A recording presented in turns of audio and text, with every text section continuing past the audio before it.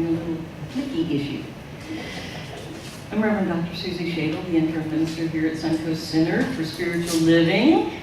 And so I add my welcome to Tom's welcome and to all the other welcomes that you may have experienced on your way in this morning. Happy Father's Day to those of you who are fathers. Happy Father's Day to those of you who are not fathers, because guess what? You have father energy too, whether you know it or not.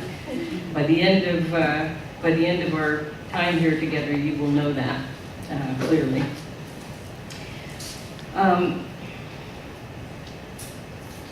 One of the things that is important about being a father or parent of any kind, I believe, is to be accountable to the child.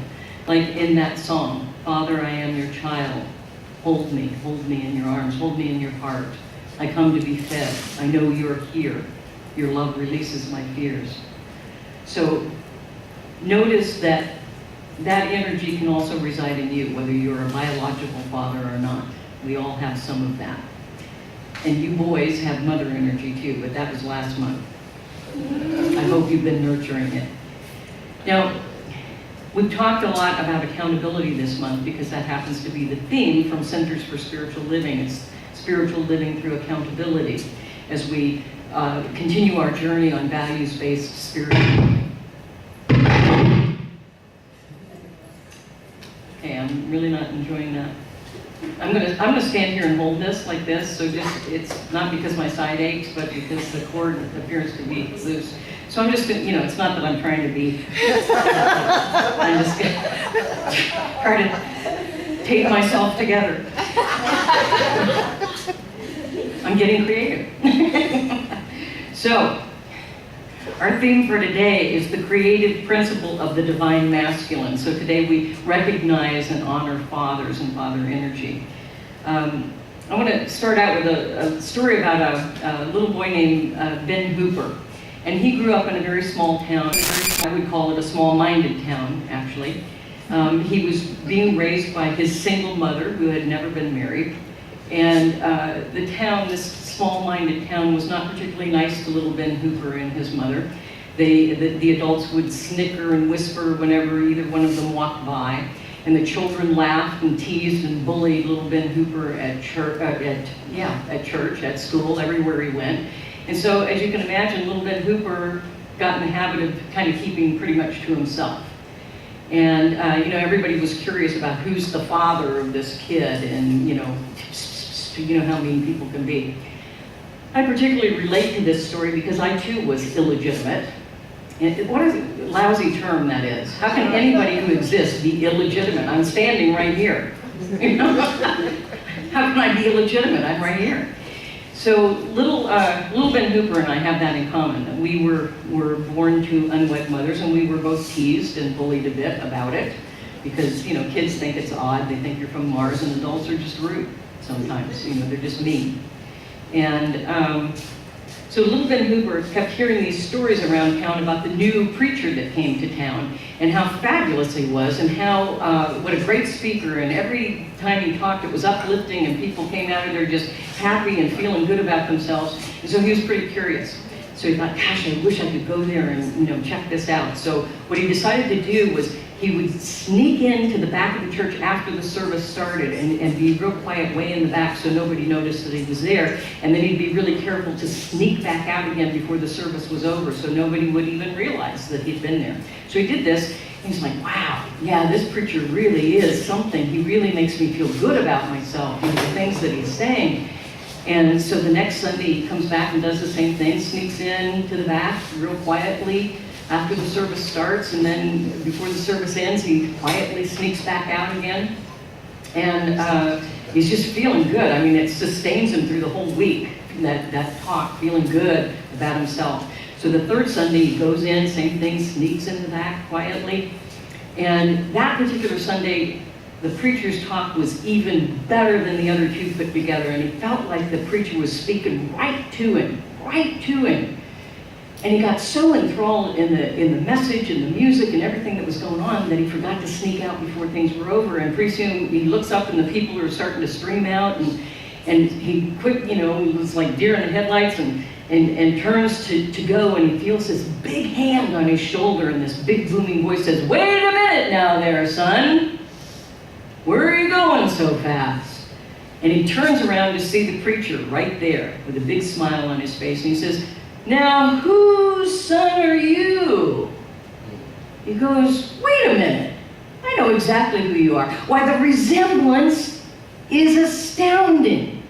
I know exactly who your father is. Why, you are a child of God. So now you go out there and live up to that legacy because you are a child of God.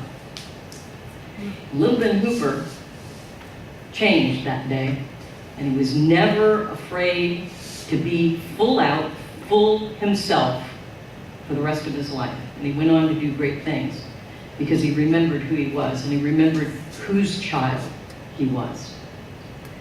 Now, unlike Ben, some of us had actual physical fathers, right? Some of us had really great dads, and some of us not so much. I was very lucky, actually. I had two dads, one who gave me life and the other one who gave me love. So I consider myself very fortunate. My dad was an incredible person. He's one of the best people I think I've ever known in my life. And even though he's not here on the planet anymore, his heart is so big, and he left that heart here with us, that if you didn't have a dad like that, I'm more than willing and more than happy to share. So know that my dad's heart, my dad's love, my dad's wisdom is yours, because I give it to you too. He was a great dad. You know, in most families, the mother is sort of the heart space of the family, and the dad is the sort of the head space or the intellect. We were just the opposite. My dad was the heart space, and my mother was the intellect.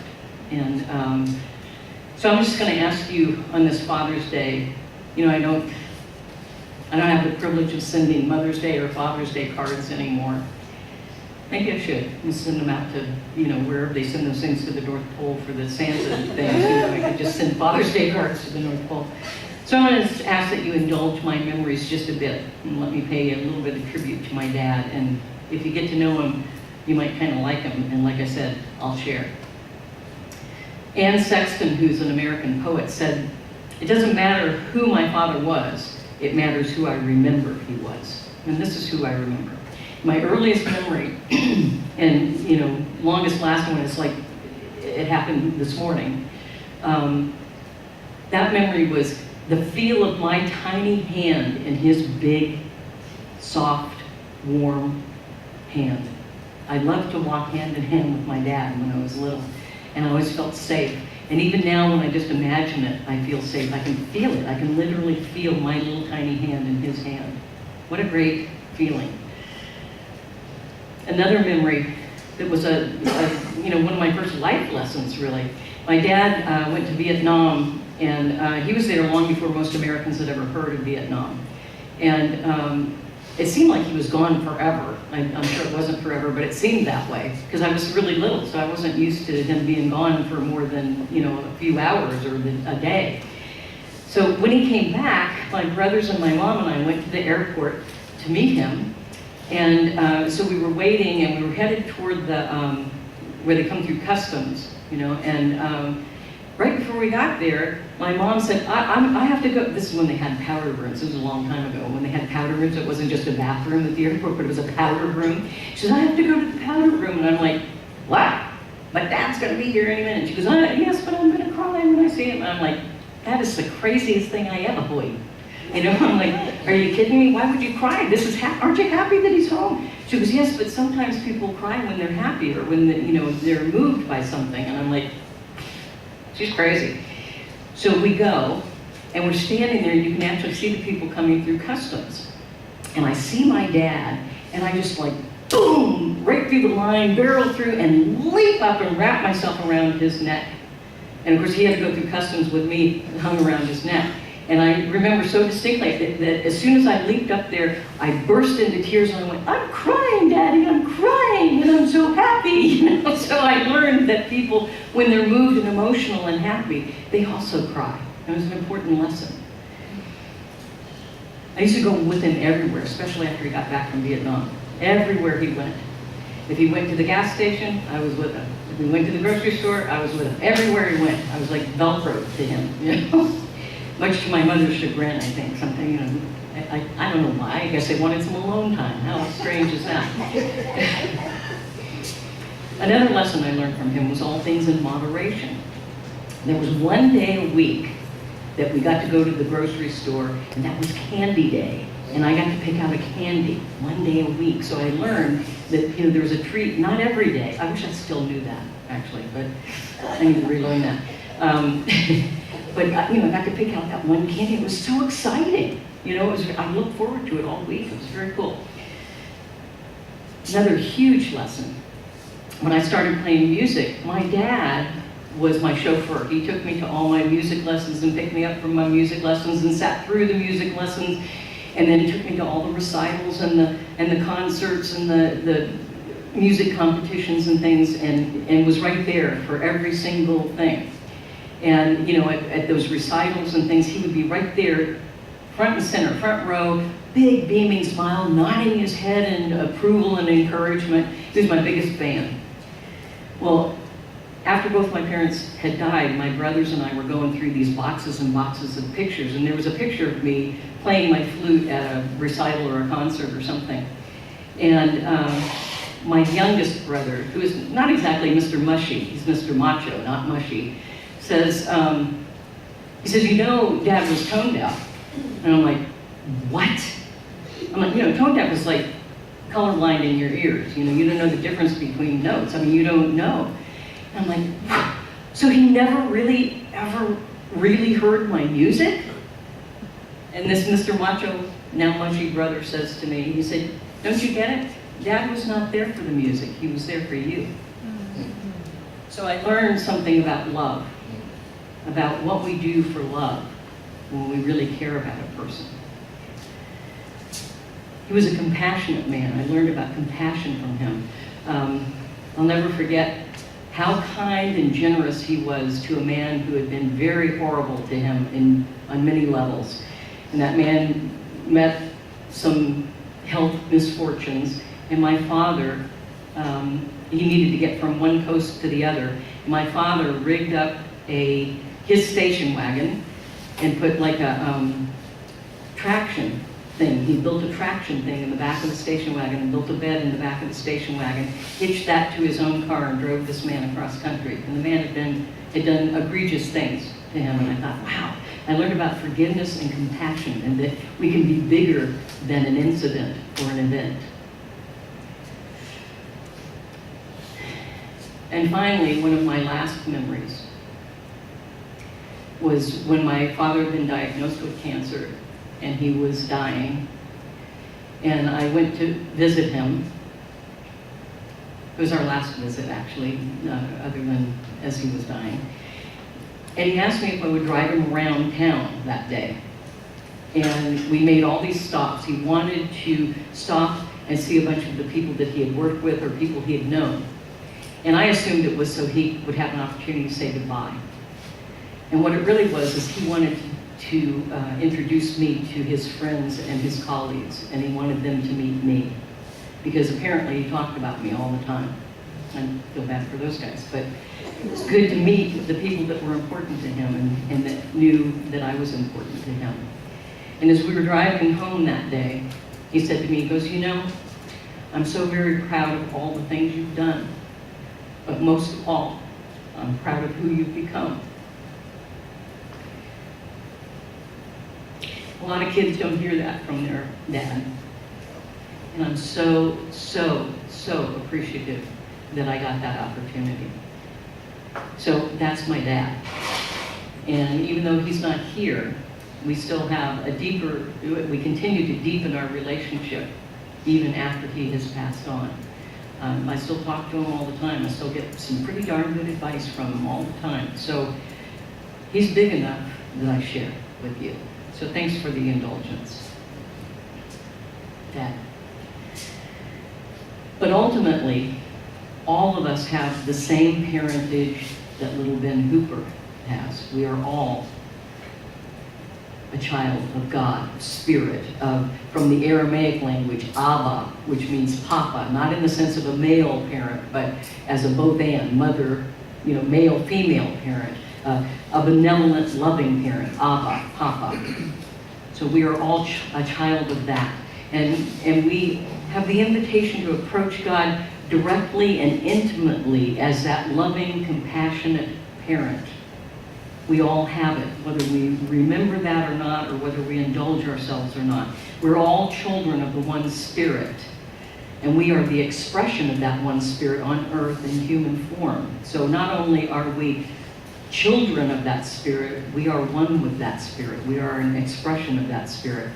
We're created in God's likeness and image, and we're endowed with the qualities of expression that Spirit is, if we remember who we are and we actually express those qualities. This divine parent cares for and loves all of its children, even those who've gone astray. We can turn to that Father, that Spirit, that God, anytime, always, no matter what. No matter what. That loving, giving, parental presence is always there. There's a verse that says, "Lo, I am with you always." And that is so true. That is so true. But you know who deserts us? We desert ourselves. And we attempt to desert Spirit. But Spirit sticks to us like Velcro. We can't ever get away, not really. So it's ever available whenever we are willing to recognize and awaken and open and attune to the presence of the Spirit within us and all around us, that loving parent. And when we do that, we open ourselves to all the good and all the love that Spirit wants to give to us. We can receive as much as we're willing to take on. And so I invite you to do so. Today's exploration of the divine masculine applies, as I said, to the masculine creative aspect of women also. We're kind of both and people. We have male and female, masculine and feminine energy within all of us. It's not about a gender thing, it's about an energetic thing. Ernest Holmes, our founder, wrote, "God is our Heavenly Father and our spiritual mother, the breath of our life. God is the changeless reality in which we live and move and have our being." Mother's Day last month, we focused on the divine feminine, which is about receptivity and nurturance. And today we focus on the father energy, and we focus on the divine masculine, which is that creative, causative energy. The divine masculine is part of the trinity of creation: Father, Mother, Child. The I am of creation: intention, attention, manifestation. The trinity of the science of mind teaching: the creative idea, the receptive, unformed substance into which we plant that idea, and the resulting experience from that. The seed, the soil, the plant. 3 should be our favorite number. See how it shows up in all these different forms, the Trinity. So,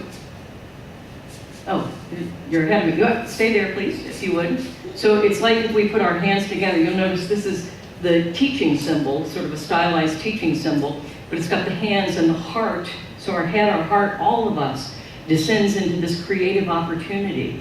And so that seed from the heart gets planted and moves through the possibility. So from seed to soil to plant, from idea to the receptivity of the divine mind into our own experience.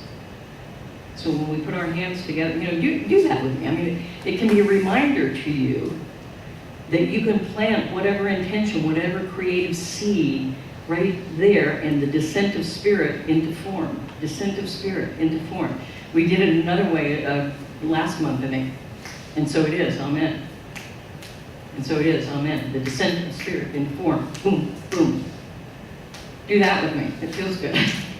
And so it is. And so it is. Amen. right? Instead of, all right. So it's using that creative masculine energy. And so it is, amen. We're using the Trinity of creation. We are each the father and the parent of our own lives. We are the creator of what we experience in life.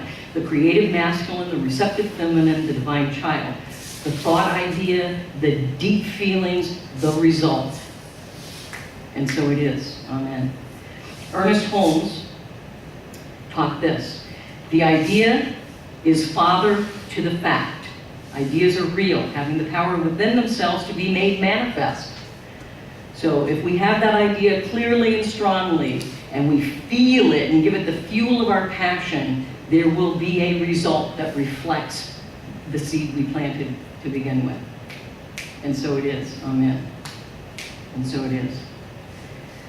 You know, a successful father needs to be present and actively engaged in order to be that successful father. To be a father like mine, you have to be present and actively engaged. And for any of us to be the parent of the life that we love to live, we also must be involved and accountable for what we're creating, because we're creating all the time. So it's important to get conscious and intentional and create what it is you really want to live.